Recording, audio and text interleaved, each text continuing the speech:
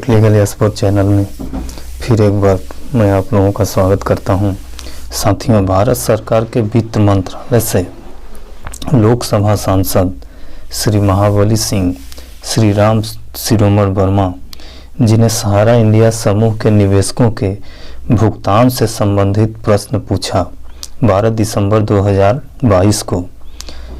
अब इनमें क्या क्या पूछा, क्या वित्त मंत्री जी यह बताने की कृपा करेंगी कि क्या सहारा इंडिया समूह अपने करोड़ों निवेशकों, जिनमें देश के कई गरीब किसान मजदूर शामिल हैं, को धन के भुगतान में देरी कर रहा है? यदि हाँ, तो निवेशक की संख्या और उनके द्वारा निवेश की गई राशि सहित तत्संबंधी ब्यौरा क्या है? निवेशकों का पैसा वापस करने की दिशा में सरकार द्वारा क्या क्या कदम उठाए गए हैं? कितने निवेशक हैं जिनका चिकित्सीय इलाज चल रहा था और सहारा इंडिया समूह द्वारा अब तक भुगतान न किए जाने के परिणाम स्वरूप उनकी मृत्यु हो गई है? सहारा इंडिया समूह द्वारा भुगतान न किए जाने के कारण अब तक कितने लोगों ने आत्महत्या की है? और क्या सरकार इस संबंध में कोई योजना बना रही है ताकि गरीब किसानों मजदूरों को उनका पैसा वापस मिल सके?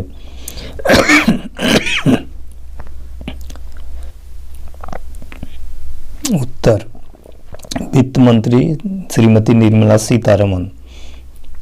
क से च विवरण सदन पटल पर रख दिया गया है। सहारा इंडिया समूह के निवेशकों के संबंध में श्री महाबली सिंह और श्री राम शिरोमण वर्मा द्वारा पूछे गए दिनांक 12 दिसंबर 22 के उत्तरार्ध लोकसभा तारांकित प्रश्न 68 के भाग क से च के उत्तर संदर्भित विवरण। क से च सहारा इंडिया विभिन्न संस्थाओं निवेशों की संख्या और जमा राशि का ब्यौरा नीचे तालिका में दिया गया है। Sahara India real estate corporation limited 2.33 crore, निवेश 19,400.87 crore. Sahara housing invest corporation limited 75 crore 6,380.50 crore. ये सेबी से जानकारी दिया गया है। दूसरा, उच्चतम न्यायालय ने के दिनांक 31/8/12 के आदेश के अनुसार Sahara India real estate corporation limited, Sahara housing invest corporation limited और उनके प्रमोटर और निर्देशकों को आदेश की तारीख से 3 महीने की अवधि के भीतर सेबी के पास कुल 25,781.37 करोड़ रुपए की राशि जमा करने का निर्देश दिया गया था। उक्त निर्देश के अनुपालन में सहारा समूह द्वारा सेबी के पास 15,553.59 करोड़ रुपए जमा किए थे। बताइए, इस प्रश्न को पूछा ही नहीं गया था, लेकिन जो माने जबरदस्ती इसका उत्तर दिया गया है। तीसरा, माननीय उच्चतम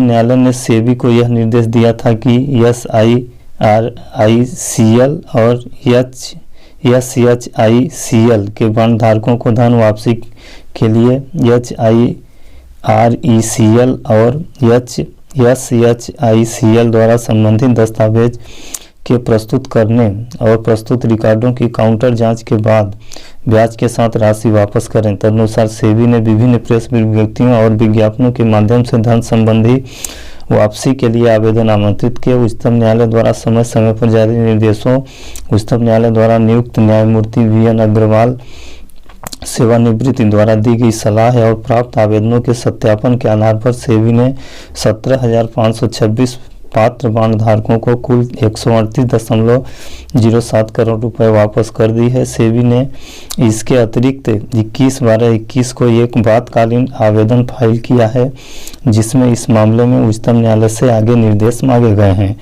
4, उपरोक्त सहारा संस्थाओं द्वारा भुगतान न किए जाने के कारण व्यक्तिगत निवेशकों पर पड़ने वाले प्रभाव से संबंधित कोई आंकड़ा उपलब्ध नहीं है।